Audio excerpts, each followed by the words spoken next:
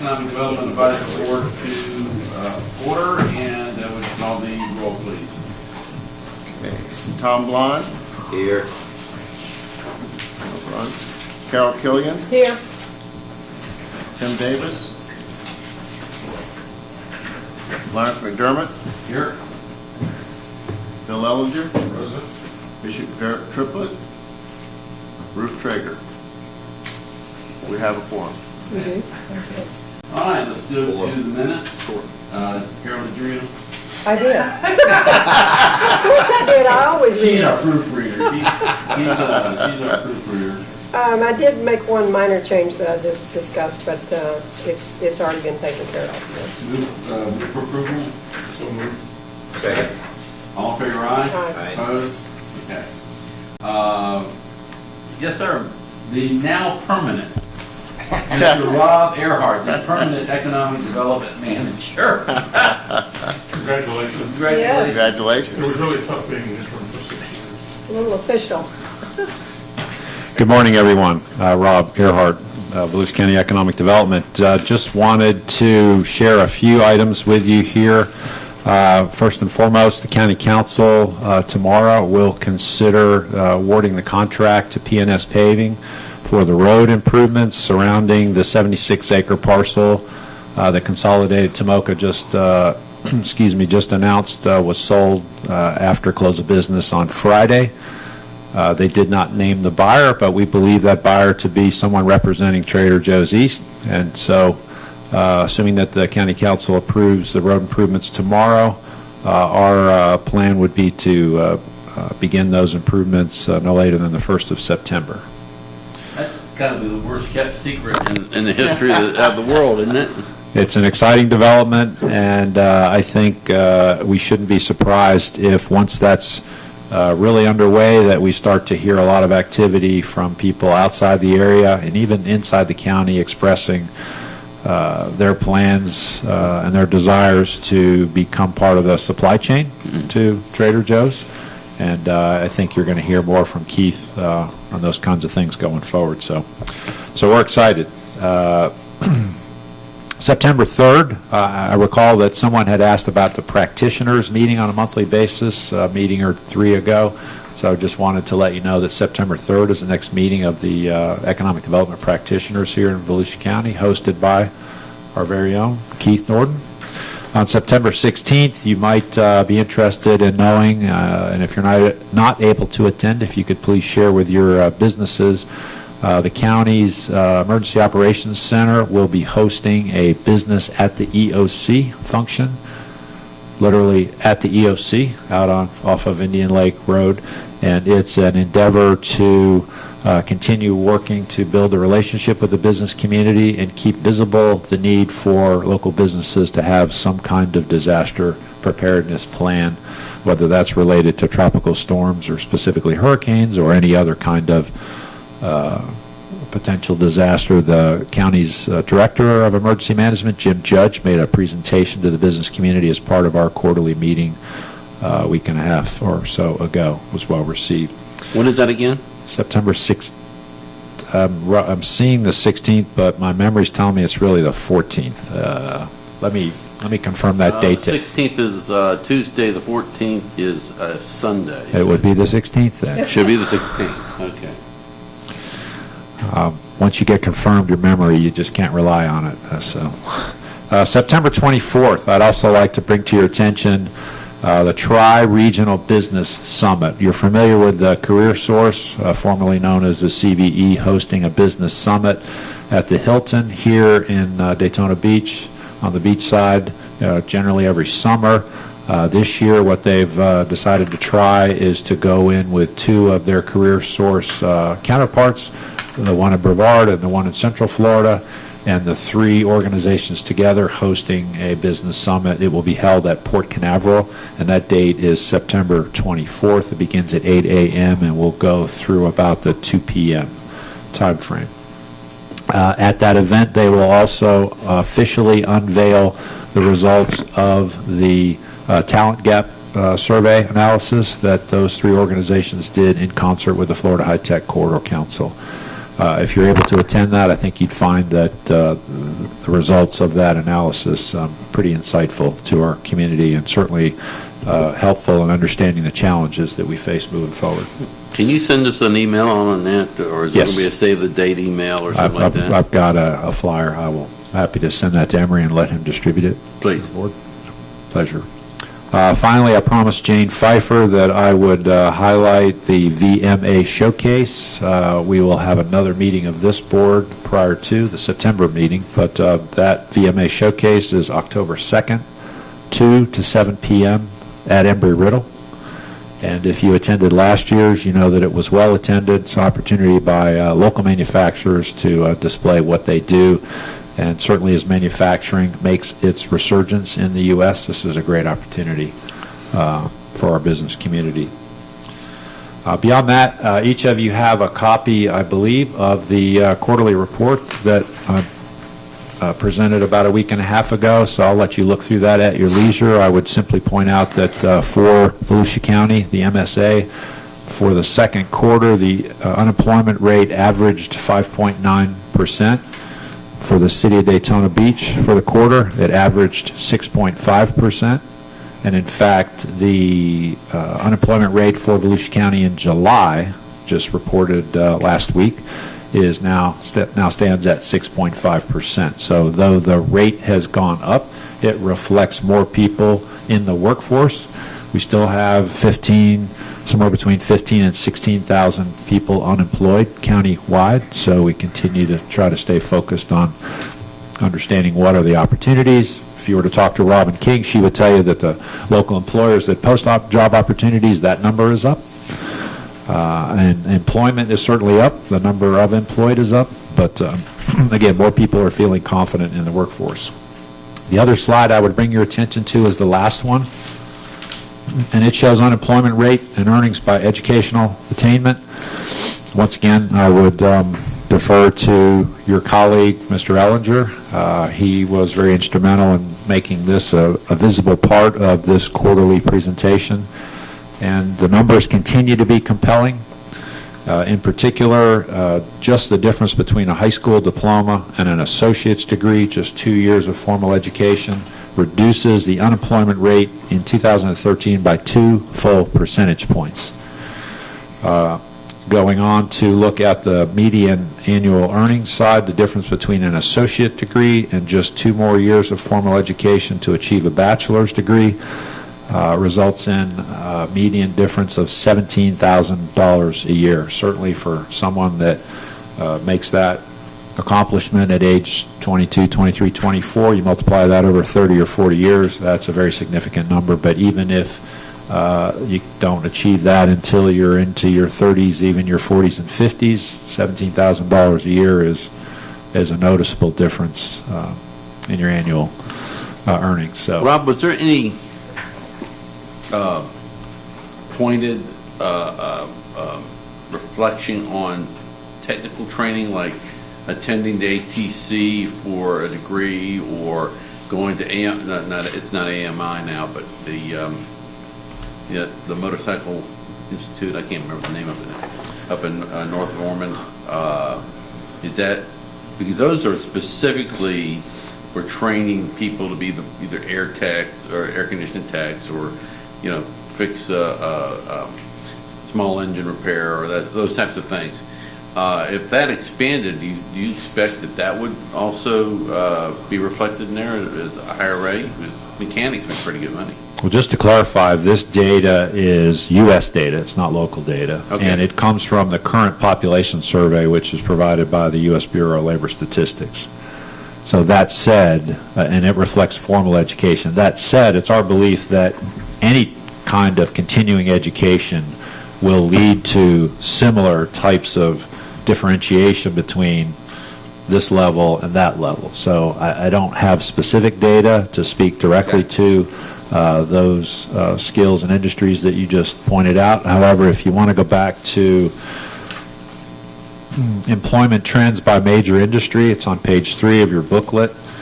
You can see that professional and business services is one of the areas where employment was increased year over year, but also manufacturing and construction show an increase of over 650 for each industry year over year, and in particular for construction.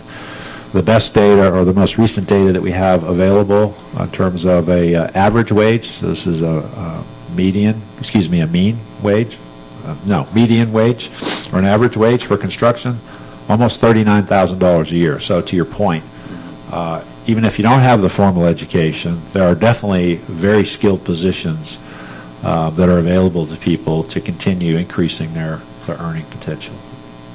Okay, thank you. Any other questions? What's our county average wage now? That's just shy of 33,500, 33,494. So the average construction jobs are slightly above the county average wage, so it is a good thing. Yeah, it's 15% above. It's better than dealing, let's say, with hotel workers. Service? Okay. Keith Norden, Team Volusia. Thank you, Larry. Delighted to be here. Last month, Rob gave our report since Denise Mott and I were at the Farnborough Air Show. I wanted to report on that. That was a great effort put out by Team Volusia, which was really recommended by Volusia County and the Division of Economic Development and the Daytona Beach Airport for us to accept Enterprise Florida's invitation to sponsor an exhibit at the Florida Pavilion. We joined 11 companies and organizations in an exhibit, and it is one of the world's largest air shows. We had a great presence there, and we met, fortunately, we met a Stage 2 project that had visited, Project Blue Sky, one that was very interested in our area. There is a competing Florida location that was also exhibiting, so if we had not been there, it may have appeared that we were not interested in aerospace and aviation projects. Plus, we gathered many leads, and we actually picked up a project that should be visiting fourth quarter. Aerospace aviation from the UK.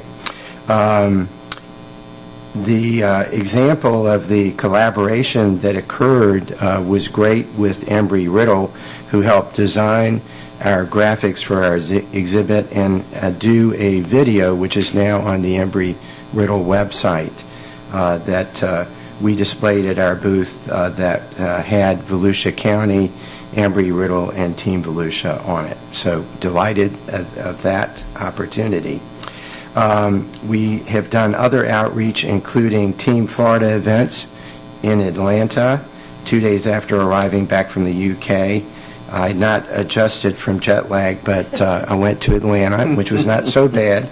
But that was an excellent event because not only did 4 teams have one-on-one appointments with site locators who are hired by companies to validate communities in which they should look. But we also had an event with 40 site locators in attendance. Senior leadership from Enterprise Florida, of course, were there, Gray Swope, and key leaders.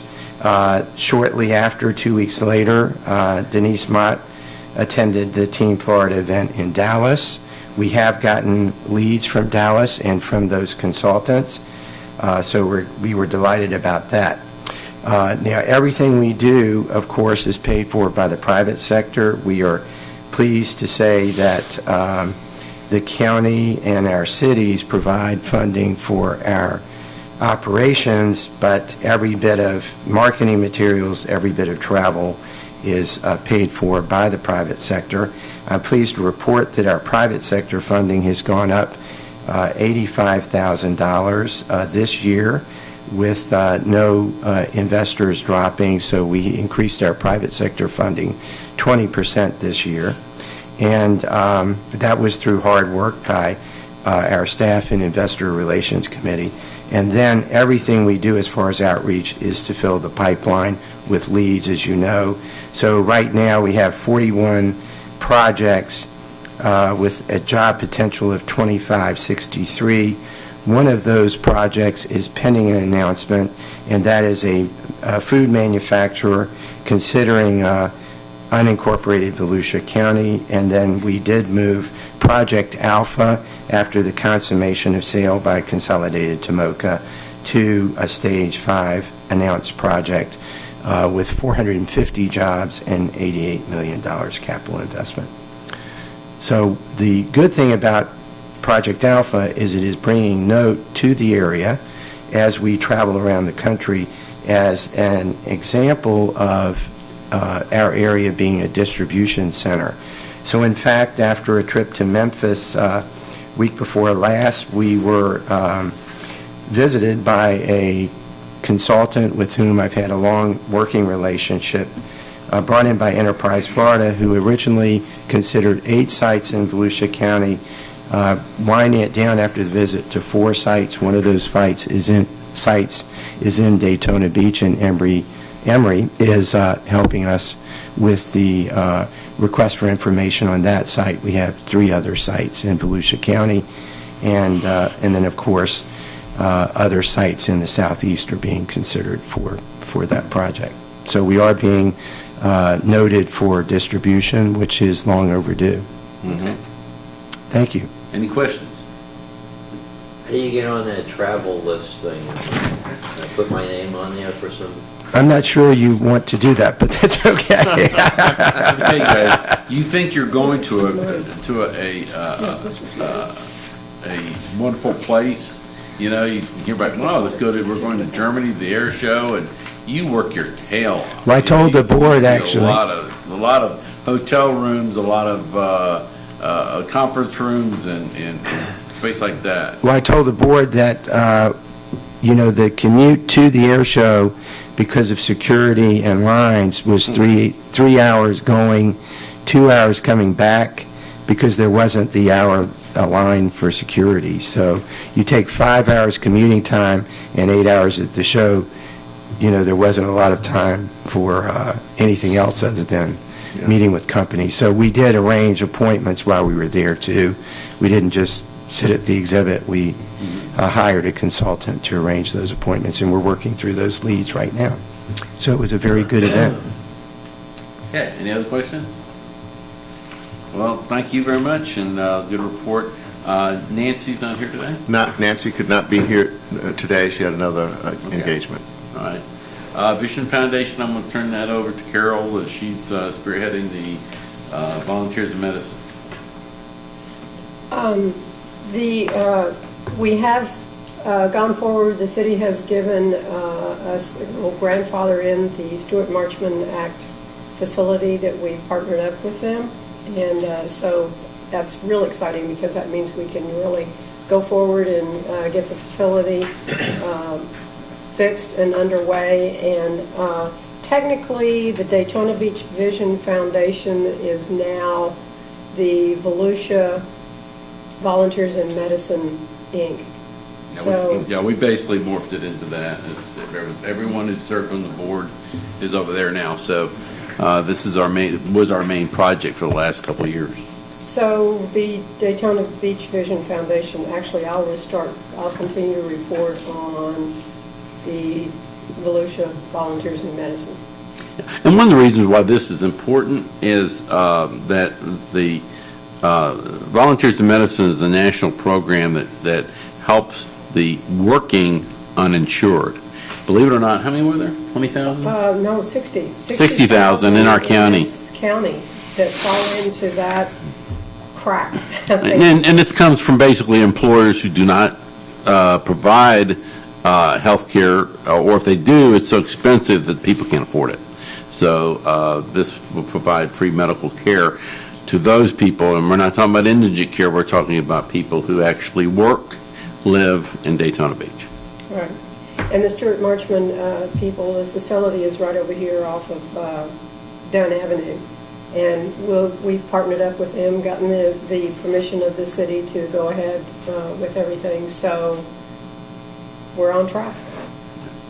Yeah, and we brought in a gentleman from Winter Park who's a grant writer that hopefully will find us some real folding money, so we can really get things rolling. But we've got the place now. We've got equipment already. We've got volunteers from the Bethune-Cookman and Daytona State College nursing program. We get the support of through Dr. Feigenbaum, who is a retired internist, some of the physicians. We've got some the FSU medical folks who are going to come on board and help us get started. So eventually what happens is you get the primary care taken care of, you get other specialties that'll assist, like, x-ray techs, radiology, that type of thing. And as it grows, like it has in Jacksonville and in Palm Bay and other areas in the state, it's there, as I said, for folks who have residency in the community and who are presently employed to assist them in medical care. Ventures Park. I did meet with one of the old, reliable folks that's been an investor for Ventures Park for a long time, and actually partially one of the folks that built it, a fellow named John Newton, last week. He was with CIA Developers, also Dave Perriman. And what we're trying to do there is there's a sign there right now that's not in compliance, hasn't been in compliance for some time.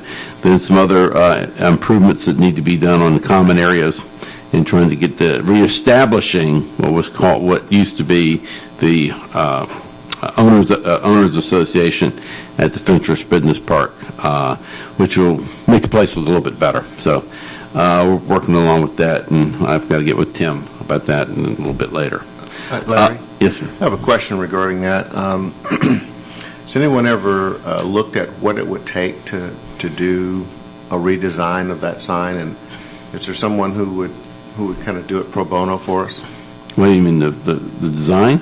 Yeah. You don't have to get pro bono. You just ask them to come in and design and give us design specs and a bid. McDonald signs, Yeah, they'll come out and do it. they'll do 2 or 3 different iterations. Yeah. Yeah, I'm not quite at that stage until we find out, if there's support to do it.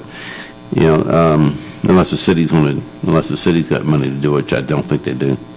No, but I just I want to try to get the process down. I'm guessing Yeah. that there would be at least a meeting of the owners out there. That's what we're trying to get together. Okay. Dave Perriman's going to help me with that, and so is John Newton.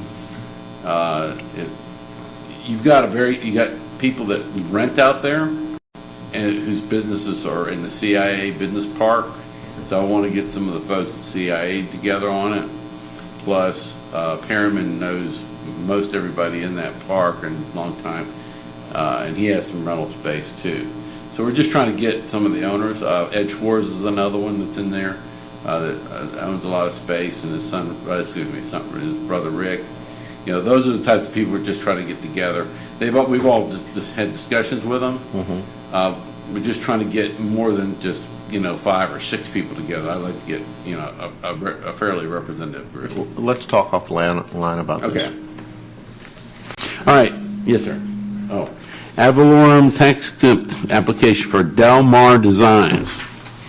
We looked at that last month a little bit, and I guess got mixed up in the date. So let me run through the application very briefly. This is Delmar Designs. Their company, we're in Ormond Beach, Florida, moving to Daytona Beach. They will be purchasing the property. Page 3, their average salary is $52,048, which is up.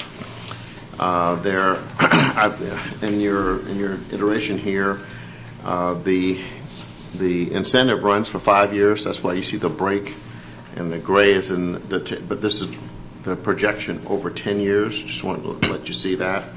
At the bottom, the percentage hiring goal for Daytona Beach residents is 50%. Again, in page 4, section 5, you see the breakout between the 5 years and the 10 years. They'll be investing about $1,455,000. And I have Mr. Colby Harris here from the company to make a couple statements. I would say, if you would give me the authority, I want to make sure that I've got the latest valuation from the property appraiser. I'm not sure if this is the same one we had last time. It did go up a little bit. It might be at 19,000, but I would send something out to the board. So if it's a little Okay, well, they just came out this week. Not this week, Okay. No. so at least they know. Yeah. So we'll have people. So, well, we'll. I'm just letting you know that number 15.9 may grow to 19, but I'll make the appropriate adjustment when we bring it before the city commission. Okay. Mr. Harris. Okay, Colby, would you like to tell us a little bit about your business? Hey, thanks, Emery, and thanks, Larry, for kind of helping me get this organized here. Yeah, we're moving from, we've been in business for 11 years. We started out in South Daytona. We used to have a showroom by John's Appliance City on Bevel and Nova there, and right before the housing recession, we moved and bought a place up in Ormond Beach, and since then our business has grown, double digits every year. And Would you explain what you do? we sell lighting and ceiling fan products on the internet and through some local accounts, and so we're nationwide and we're also local, and we're an e-commerce company, and we do lighting design, we do commercial, residential, we sell light bulbs, dimmers, devices, high-end light fixtures, ceiling fans, those kinds of products, and we've been doing it for 11 years, and now we're at a place where a few years ago we outgrew our current facility in Ormond Beach, and we had to split into two locations to experiment with some new marketing strategies, and they worked. So now we're at maximum capacity in both locations. So we found a site in Daytona, 1821 Holzenbach, off of Bill France, and we want to move to Daytona, and we want to consolidate, and our roadmap includes new jobs, and we're building out our inside sales department. This is our most recent adventure to include a B2B program that's much stronger than what we have now, and so we're essentially up to now we're pretty much we've paid for everything with our own piggy bank up to this point, and we're self-sufficient in that way, and we've saved a lot of money over the years, and now we're putting it all back into the company, and this move is gonna. I think the building was 615, and we're going to put about 450, 480 into it right off the bat to get the site to where we could grow into it in the next 5 years, building a parking lot, and we're renovating the whole inside of the facility, and we plan to, right now we're at 24 employees, and over the next 5 years we would expect to be anywhere from 35 to 40 employees, and that would max. I think at 38 we'll max out our site, this new site. So we'll, hopefully in 4 to 5 years we'll be looking for another property. Is there additional land there to build or not? We looked at that, and we've been working with Mike Underwood and for construction and development, and we looked at possibly there's an opportunity to expand some of the property, but it seemed like the site, like, this is really what the site can hold, and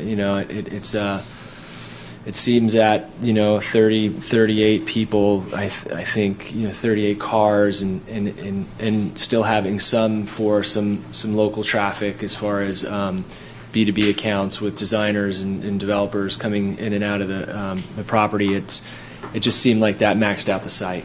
So we just plan on 4 to 5 years, and that's kind of, we were in our current location for 6 years, and it was twice the size of our original location. So we're forecasting to grow out of this one in about 4 years, 4 to 5 years. What was there before? I'm trying to remember.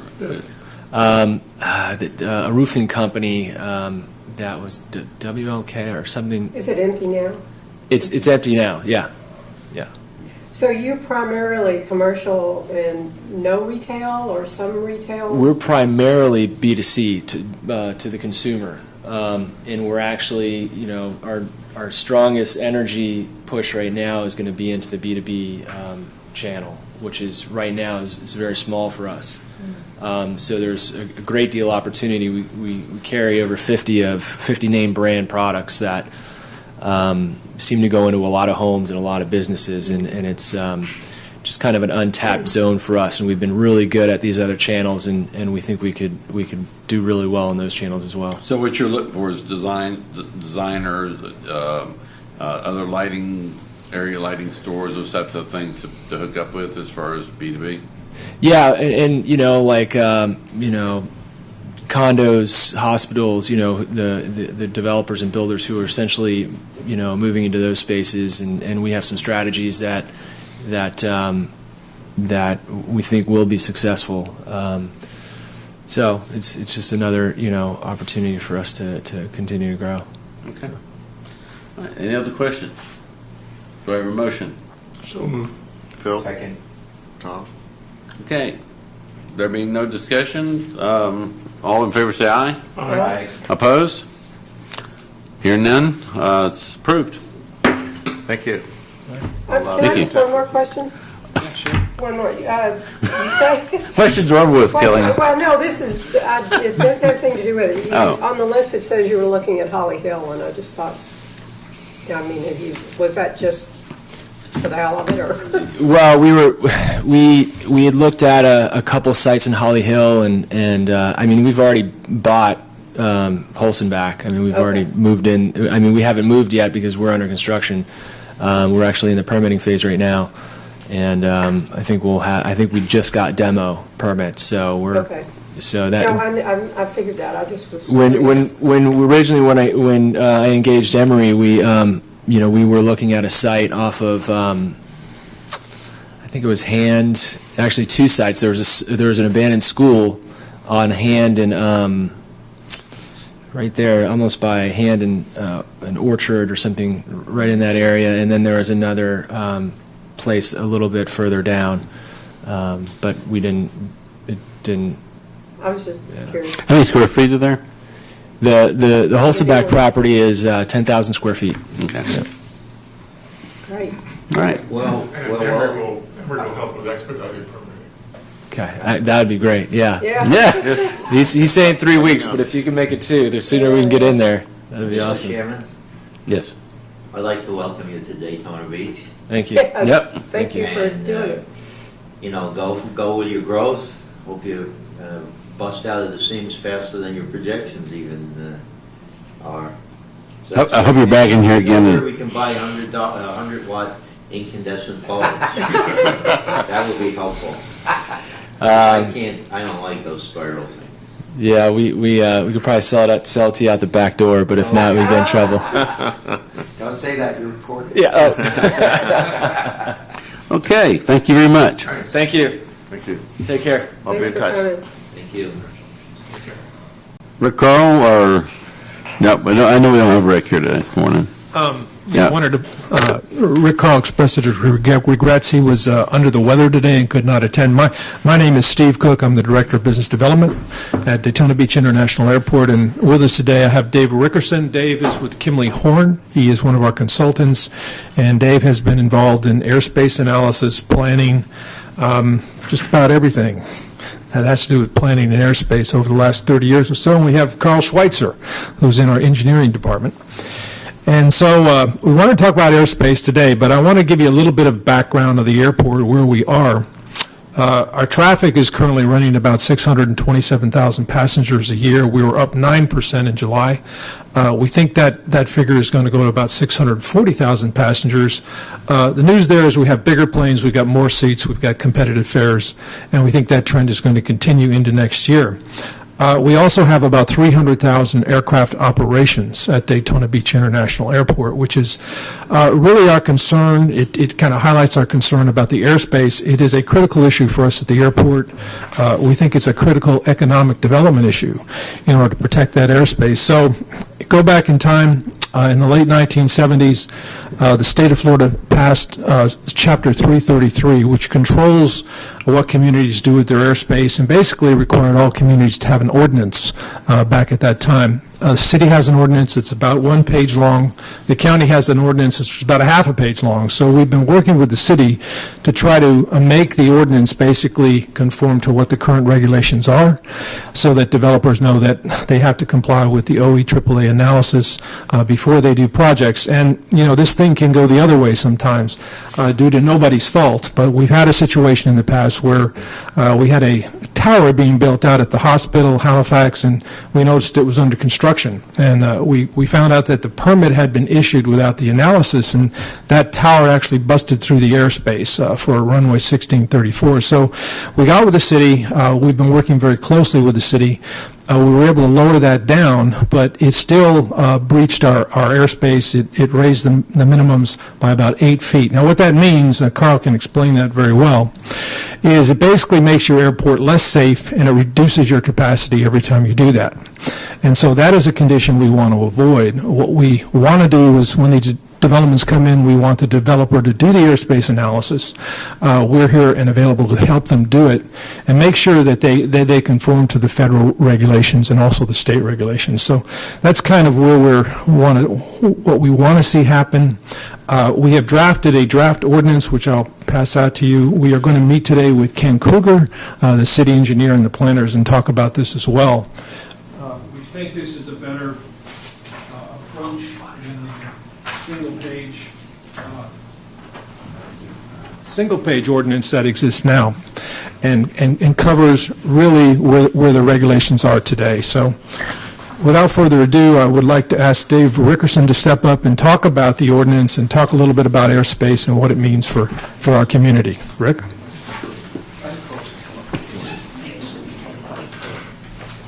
Mr. Chairman, members of the board, ladies and gentlemen, I'm Dave Rickerson. I'm with Kimley Horn.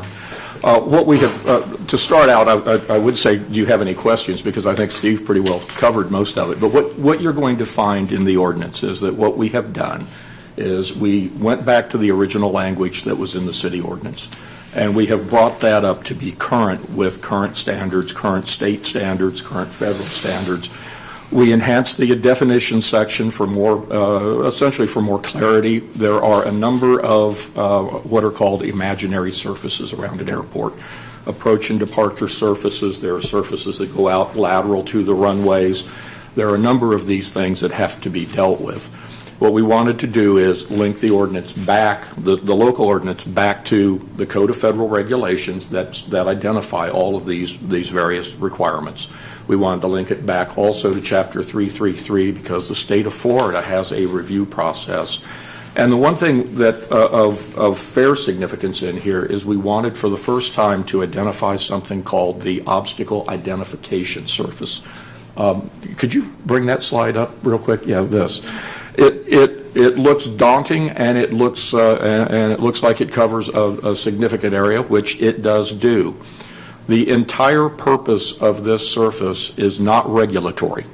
It doesn't limit anything in and of itself. What it is a surface around an airport that identifies at certain locations specific elevations above ground or above the airport elevation that you can go in to see if you penetrate that surface, you should submit under federal guidance and under federal criteria for an airspace review.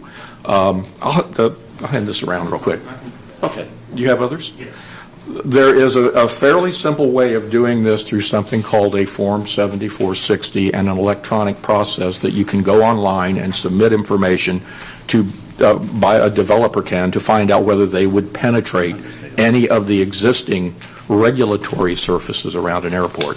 So what you really see here are just areas of distance from the airport and an elevation above ground that if you exceed that elevation, you would have to then request a review by the FAA, is essentially what that is. That's not happened in the past because the obstacle identification surface, which is a federal requirement, was never in the ordinance. So what we did want to do is incorporate that in. We want to work with planning to identify this particular area. And what it does for them is it gives them the ability when a developer comes in to say, okay, you are at such and such a location. You have the ability to go up to so many feet without even having to file for any review by any federal or state agency. If you go above that particular elevation, then you need to submit for an analysis. And even submitting for an analysis, if you then go through some of the other surfaces. Do you have the next? Let's go one more, please. It's the form on the right. Yes. No, keep going. One next one. Yeah. A little bit, because the color is a little bit difficult to see, but these are some of the protected surfaces that actually the FAA, if you penetrate those, the FAA will either say that the penetration is not an issue, there needs to be some form of mitigation, such as placing lights on a particular structure, or in fact you may have to lower that structure, or the airport then would have to raise its minimums. What we want to do is we want a process where rather than somebody finding this out after the fact, they find out what those requirements are up front. They can address that before they've spent significant money on design, or they have made decisions that may be problematic for them. And also to balance two things here. One, balance the value of the airport to the community as a gateway and as an economic generator, but also allow developers to develop in these areas and to do so very effectively and very efficiently. We are looking at some ways to maybe make this a little bit simpler for the planning department in terms of identifying potential electronic overlays to GIS maps, where if you put in a lat long, for instance, you can automatically calculate what your elevations are and things of that sort. If I would summarize, I would say the bottom line is we are not establishing any new regulatory requirement that doesn't exist today. All of the requirements are either required under state statute for airports and communities to conform to, or they are under the Code of Federal Regulations. All we are doing now with this ordinance is trying to bring the ordinance into conformity with those, and to also work to have a proactive process rather than a reactive process. Carl, I think you wanted to talk about the one pending issue that yes. the OEI. There's one other thing going on right now, and that is, as is very typical, new regulations or new requirements and revision of existing requirements are underway at the federal level. In some cases, those revisions, in fact, may make some of the surfaces less restrictive because aircraft have become more capable on climb out and that. And there is talk about actually, rather than using, say, a 40-to-1 slope in some cases, going to something that might be a 27 feet horizontally for every 1 foot of vertical clearance. So they are looking at, in some cases, raising those. There is one case right now where the FAA is considering something a little bit more restrictive, and I believe Carl wanted to talk about that and the potential implications. Thank you. Yes, thank you. My name is Carl Schweitzer. I'm the engineering coordinator at the airport. Actually, I spoke to Phil Ellinger about this a while ago, and I believe that's kind of why I'm here. He said, he mentioned this to you folks. You scared me when we were coming. This is awfully complicated Yes, here. well, I'm going to... Man, it is. Yeah, that's why we have consultants working for Yeah, us. really. Back in the spring of 2014, the FAA put onto the Federal Register a proposal to change the way they look at proposed development or structures. Right now, basically, if you're going to develop a structure, they only look at those surfaces that were shown on. You can bring that up again, please. Yes. on this diagram, those are known as our Part 77 surfaces, and what that refers to is the Code of Federal Regulations, Part 77, is Chapter 14, Part 77. This defines the airspace around the airport.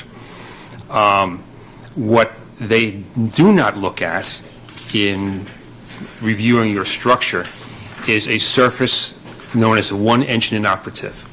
And what this refers to is if you are an airline operator, you are required by the FAA that if you're operating twin-engine aircraft, if you lose an engine on takeoff, you must have a written procedure for every runway from every airport you fly from on how to clear obstructions or obstructions in your flight path safely at a very low climb rate. So if you lose an engine on takeoff, your performance will be degraded dramatically. Your ability to climb will be degraded significantly. And so if any buildings or structures are penetrating this surface, which is to be protected, it could be a challenge to the pilots. And what's happened is over the years, the FAA never looked at this surface. The airlines were required to have this surface and they were to know about obstructions. And that's one thing. What's happened in recent years is that there's been so much encroachment at airports around the country. We have structures, buildings, antennas, wind farms that are closing in on the runways. The airlines their ability to define a safe flight path around these obstructions is getting narrower and narrower. So the airlines have a few choices. If they can't, you never compromise safety. So what they do is they will reduce their passenger load so the plane can climb quicker. They will do a higher performance takeoff. They will use more thrust, use more fuel, makes more noise. That's the other thing. Or if they feel that it's an unsafe runway, they will stop flying that runway, and that could possibly stop air service to that airport. So what the FAA's look. Yes. If I could, American Airlines in Miami had a significant problem on their longest runway down there because of the. What happens is the airlines are forced to, as you said, reduce payload. That reduces profitability. Miami was encroaching very significantly out along the coast with development, and American Airlines came very close to pulling their hub, which would have had a unbelievable economic impact on the community. But it was beginning to impact their bottom line, and at the time, airlines were really struggling with profitability. So it is a real possibility at times. So what the FAA has proposed in the Federal Register is that they will amend their analysis of proposed construction. So in other words, instead of just looking at these surfaces, they will, if we go to, let's see, that one right there. They will look at these surfaces. These are called the OEI surfaces. And this, just let me preface this is only a proposal. This is in flux. This is nothing has been draft. It's in a draft. Nothing has been set yet. The idea is that the FAA would like the airlines and the airports and the local communities to define a single route that would be what they call the one-engine operative route. So what's happening now is the airlines all have their own. And I saw a diagram of LaGuardia. You've got all these airlines flying at LaGuardia, and they all have these different one-engine out procedures. So one guy flies to the right, one guy flies to the left, one guy flies straight out. And you can't protect all this airspace. As you've got buildings coming up, you've got to have one defined path. So that's what the FAA is looking for, is that everybody kind of come together and you define one single path. Now, it may not look like this. This was the shape that was defined several years ago. The FAA took it back. We don't know really where this is going to go. There's been a lot of opposition from the development community about this proposal from the FAA, so we're not really sure where it's going to go. But to give you an idea of what could happen, if we could go to, let's see, the one on the far right, please. Okay. Yes, please. This is a close-up of the beach side, about 18,000 feet out from the runway at the airport, runway 7 left. The green dot represents the Hard Rock Hotel. Now, the Hard Rock Hotel is underneath that surface. Now, once again, that surface is not applied yet. This is just a draft. This is just an idea. But to give you an idea, the Hard Rock Hotel, if that surface was adopted, the Hard Rock Hotel breaks the surface by 67 feet. but it's not adopted yet. So, that's kind of, if they were to adopt the surface as it looks there, it would be grandfathered in. So there would be no problem with that. But those 8 red dots are vacant properties along the beach side. Now, so if you were to build structures as tall as Hard Rock, now we would have basically a wall of concrete in front of the airport. So the airlines would probably have to make a departure route that would be curving around all of these buildings. And that can be done, but the last thing a pilot would want is if you lose an engine on takeoff, you don't want to be making a turn. You're going to be busy enough just keeping the airplane in the air. So they kind of want straight out approaches. So this is just, like I say, this is just a thought. But the width of the surface in this location at beachside is about 2 miles. And you can build a structure without penetrating the surface to about 300 feet tall in that area. Now, it's 18,000 feet out from the end of the runway. From the end of the runway, so it's a little less than 3 miles, right? Right. And so how high will a plane normally be at that point? Oh, thousands of feet probably, right? It'll already be. Okay, You'd so be well up there. But if it were disabled, is what we're talking about. Right. This surface is a 62.5 to 1 surface. It's about 1 degree. It's very, very shallow, little less than 1 degree. So this is the idea is, like, say, if you lose an engine on takeoff, your performance is degraded. You would be at a very low climb rate. But so these modern this was developed a long time ago. As Dave was saying, this was developed back in the propeller era.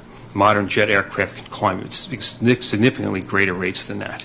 So, like I say, this is all in flux. They're working on it, but this is just to give you an idea of what may be coming down the road. I'm sure it's going to come at some point, but it's going to be amended, I think, significantly.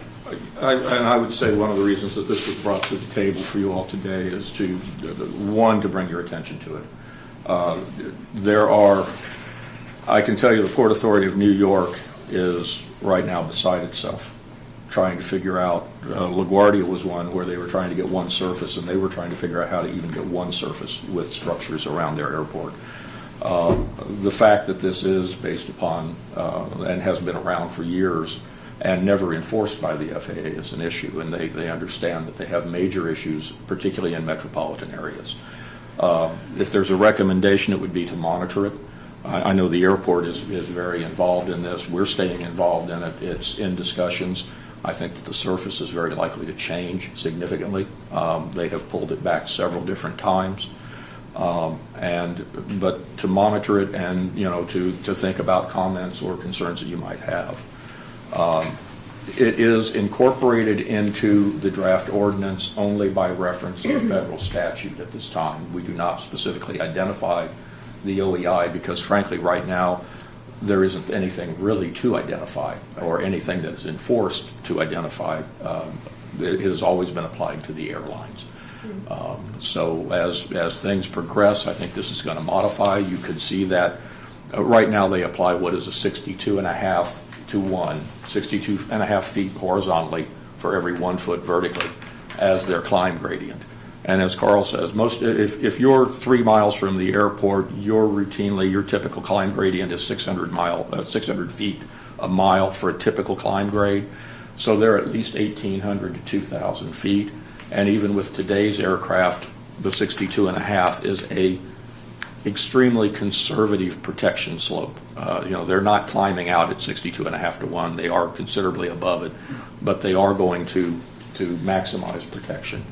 So those are some of the bases behind it, and I think the main thing would be to stay on top of it and just monitor what's going on, and the airport certainly being involved in making comments. Right. One thing I wanted to say, Carl, researched those red dots that you saw on one of the previous, there they are.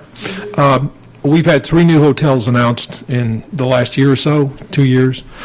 First time in 15 years. I've been here 15 years and haven't seen that. And I think we're going to see more.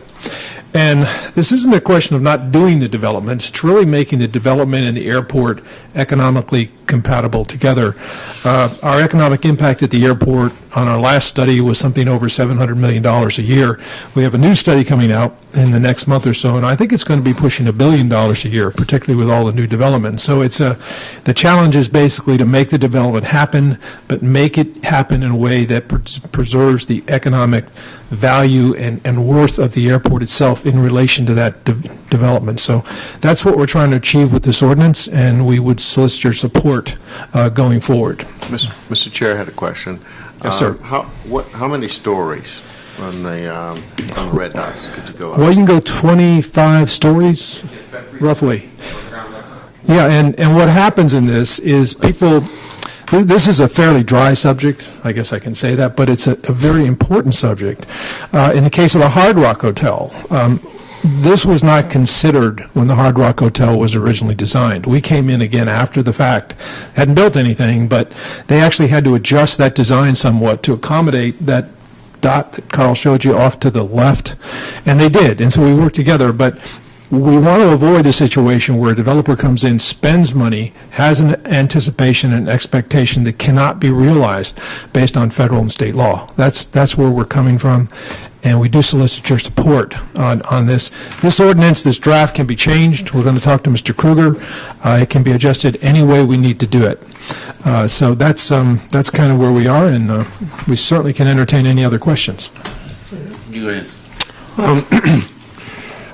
The job that you guys have been working on and that steady growth is because you're at it all the time, and having had my office over there Yes. and knowing that Steve was always visiting one airline or another and persuading them to come. And all of the airport people deserve a lot of credit. I mean, not only the increase in growth, the airlines are bringing bigger airplanes in. The fares, I just checked one not too long ago, the difference, round trip to Boston, it definitely did not pay to go to Orlando. It paid to fly right out of Daytona Beach. That to me is a tremendous improvement. That was one of the complaints. You've always heard people about doing that.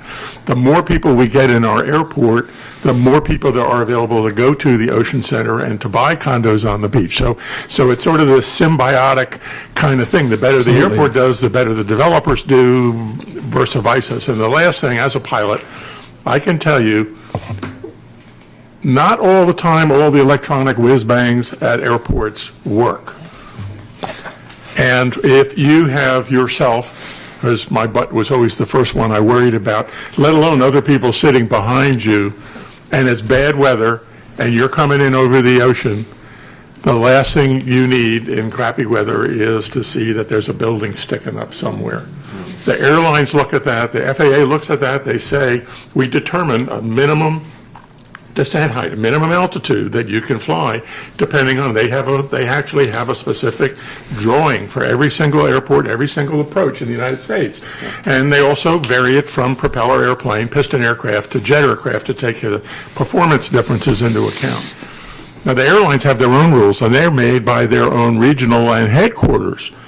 And if they say we will not fly a 767 into an airport with a decision height less than X hundred feet, that's it. Regardless of how nice the people in Daytona are, if we violate it, they're just not going to do it. They'll say, well, we either have to use another airplane, or we're not going to increase capacity, or, we're just not going to do it. So that's why, knowing these guys and knowing how hard they work at it, I thought it was important that we all really understand that we don't think about it that way. We see them go overhead, but we don't really think about that those guys are sitting there worrying about what's there. And we know from that Asiana accident in San Francisco, it can be a bright, clear day with no weather and nothing in between, and they mess up. Well, gee, we don't need that either. So, I think it's something just needs to tickle around in our mind. I think the ordinance is a great idea. I didn't know you were working on it, so thanks. Yeah, and one thing we'd like to offer, if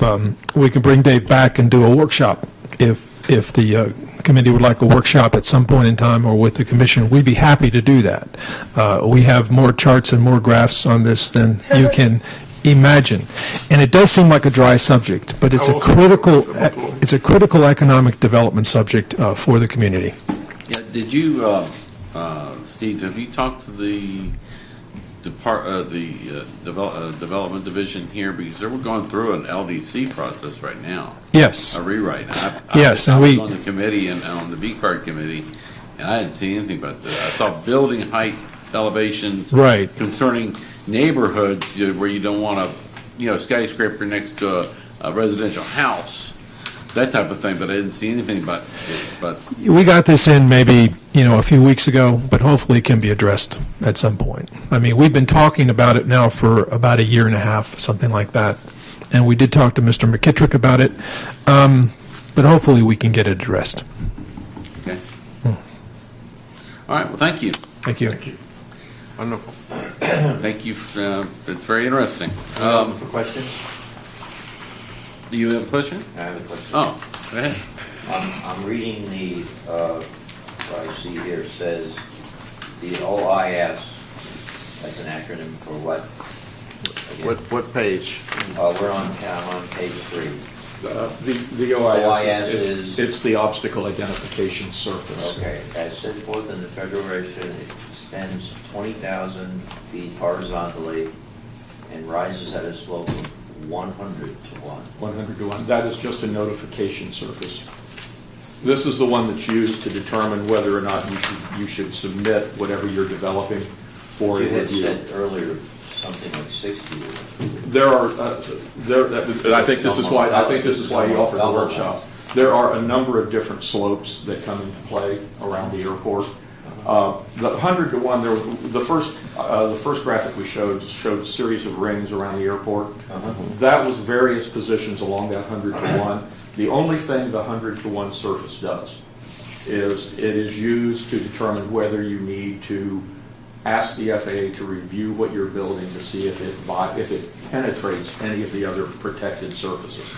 It doesn't. The OIS doesn't limit any development.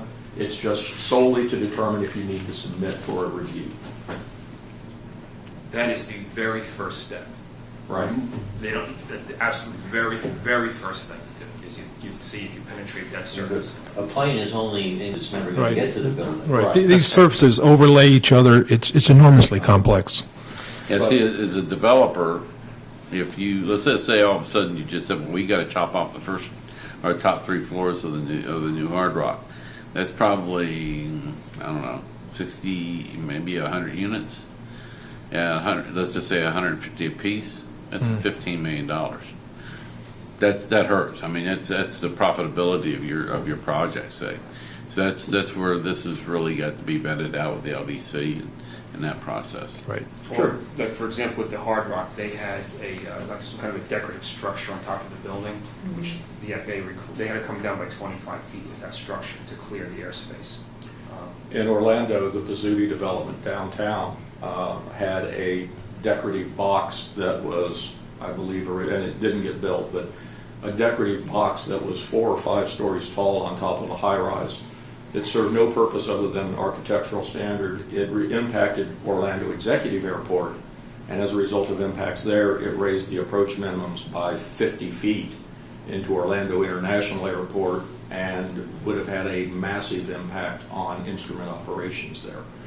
I think the real goal here is coming. The FDOT did a survey. The Florida Department of Transportation recently did a survey statewide, and they went out to developers and they said, "What's your biggest problem?" And the answer that came back to that is, our biggest problem aren't the regs. Our biggest problems is finding out about the regs after the fact. We want to know what we're getting into. We may be looking at a site here, and yes, for my development, that site may not work because of the height limitation.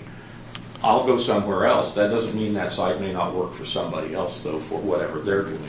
So it's a function of being proactive rather than reactive. And that's really what this is. And the 100 to 1, it doesn't relate to any aircraft itself. It's solely there to say, if you go through this surface, submit your information through the city to the FAA or through the FAA's website to find out if there really is an issue. Very quickly on the website, you can find out if there is or there isn't. It may very well come back and say, well, yeah, there isn't an issue here. You don't penetrate any of the other surfaces that we would really be concerned about. And that's why the 100 to 1 was put in place. There's a very simple web tool that the FAA has. If you know the lat longs, you can figure out if you might have a problem in a minute, 2 minutes. It's not hard. Steve and I will often get phone calls from folks who want to develop something, so I typically will email them. Move closer to the I'm mic. sorry. Yes, Yeah. I'm sorry. Steve and I will get calls from people who want to build a structure of some sort. So I will email them this basic instruction form. And on the back of that, it shows you what you need to do on the website. It tells you how to go to the website, where you go to, exactly what you do. And basically, you put in the terrain height, the height of your structure, and the lat line of the structure. And the thing tells you instantly whether you, the FAA needs to look at the, review the structure for airspace impacts. Very, very quick. And that's the very first thing we do to folks. We send them this via email. Very interesting. Thank you, guys. We're running a little bit behind, so maybe if you have other questions, you might address them later on. The only other issue I wanted to get in on today was the economic trends, eggs and issues breakfast in January. The only thing that Emery and I have started talking about that.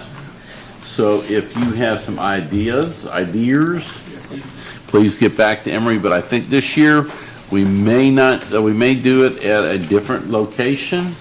Thank you so much. And that would be, did you look into that at all?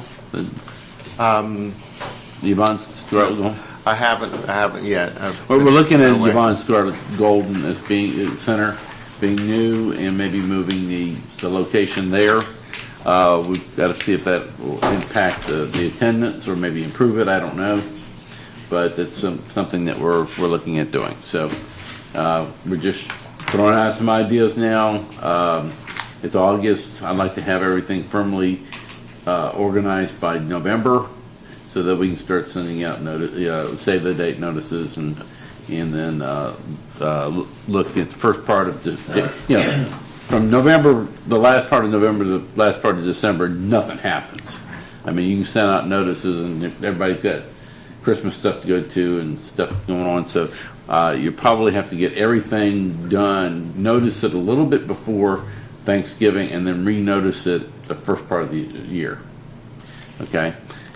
With maybe some reminder emails and stuff. So Mr. Chair, do we have a sponsor for this? we may. Okay.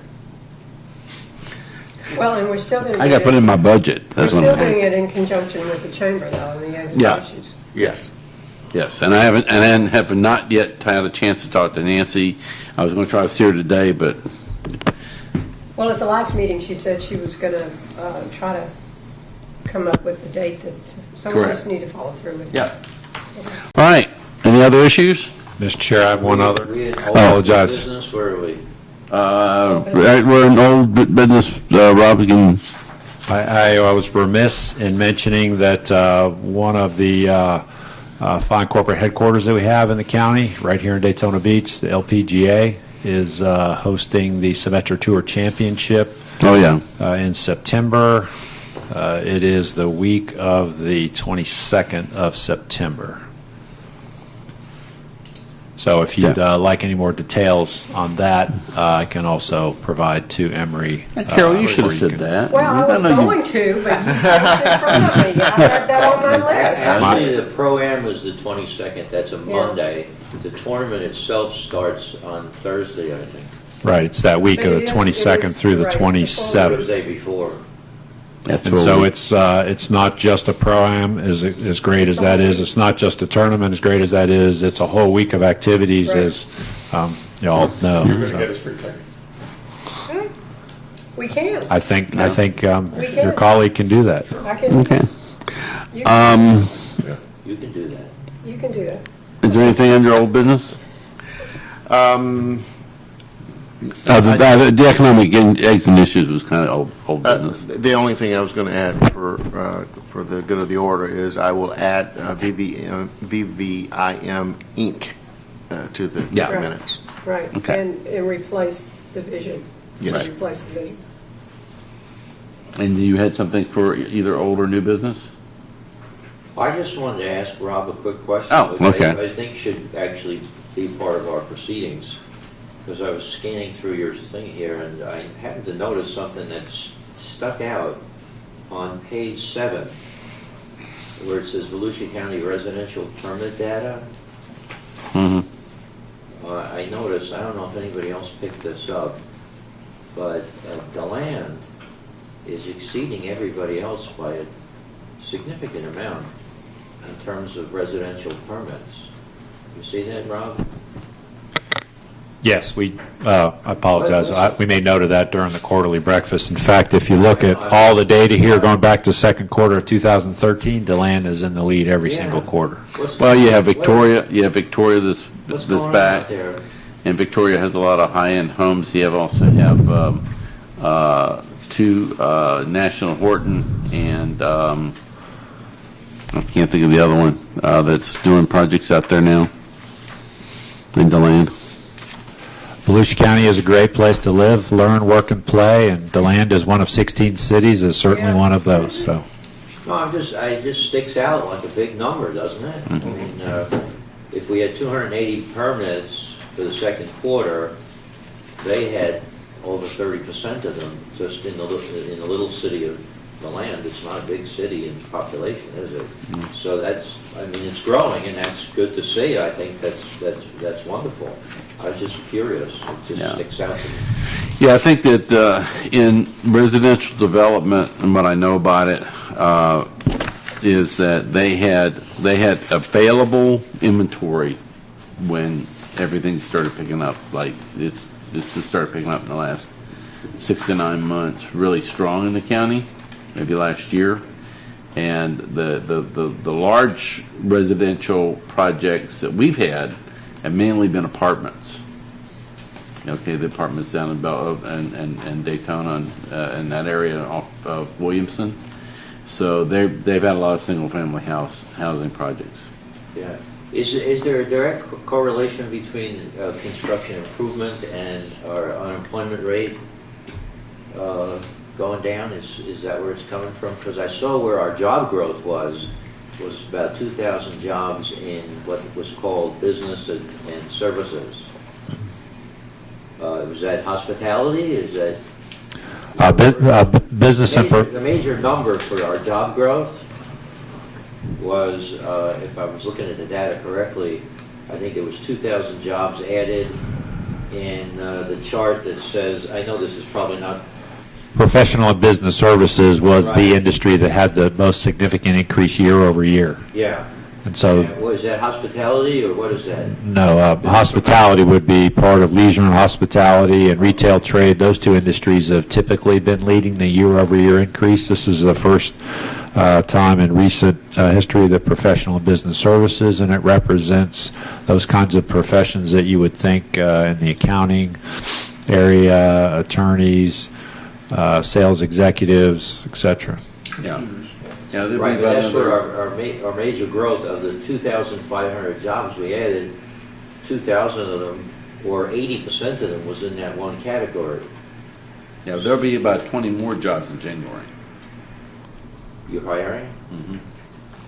Who are you hiring? We just, you could notice this building going up next to. Beautiful facility next to Vince Carter's. That's is that you? That's his bank. Oh, congratulations. That's a great location. Yeah, that's beautiful. And not only that, you'll be able to get all the checking accounts from Trader Joe's that's right. down the block there. Right, Do you know that 7-Eleven is in Volusia County one of the busiest 7-Elevens in the entire county? I tried to buy gas there several times. It's a little difficult. That corner, the minute they went in on that corner, it was too small. You just had the Cornerstone building across the street. Right. That place slams. Yeah. All right, let me ask a question now that we've already talked about that. So I want to ask something. I'm concerned about the number of foreclosures that have gone up in 14. I thought we were going down. No, that's closings. That's closings, not new activity.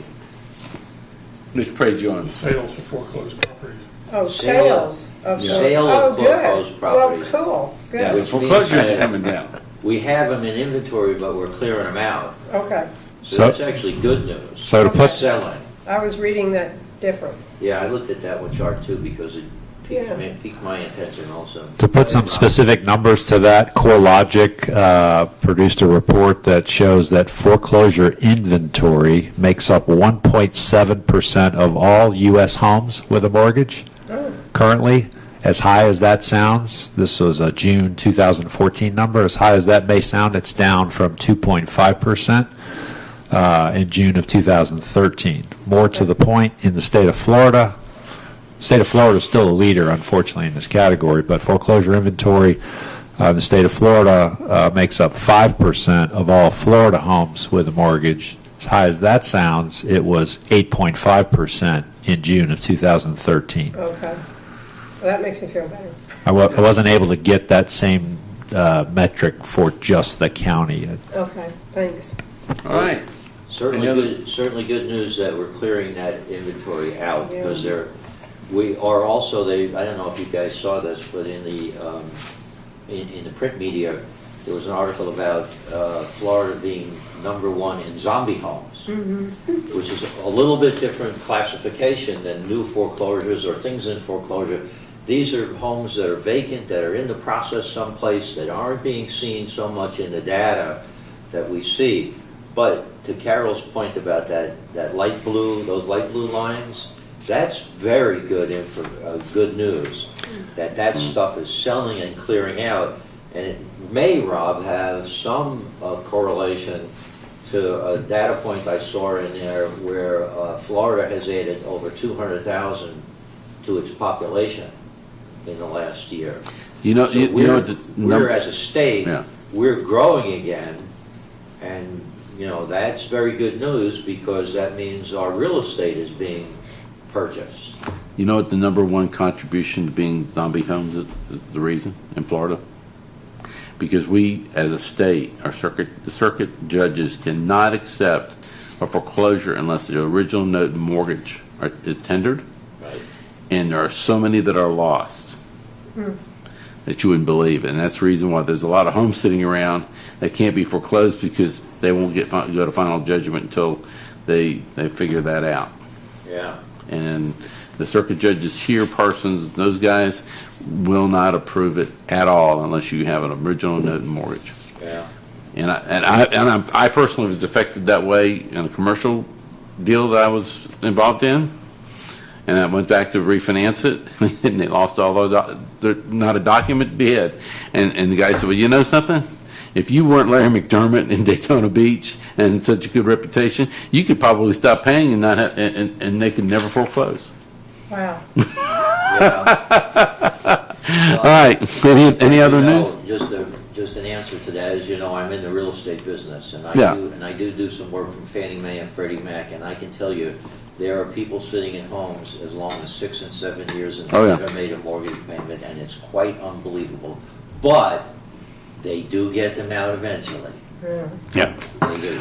All right. Any other news? Any other things that come before the good of committee? Sorry for the length of the committee, but I thought this thing with the airport was extremely valuable. Thanks for putting that together, you guys. Okay? Great. Thank you. All right. We're adjourned.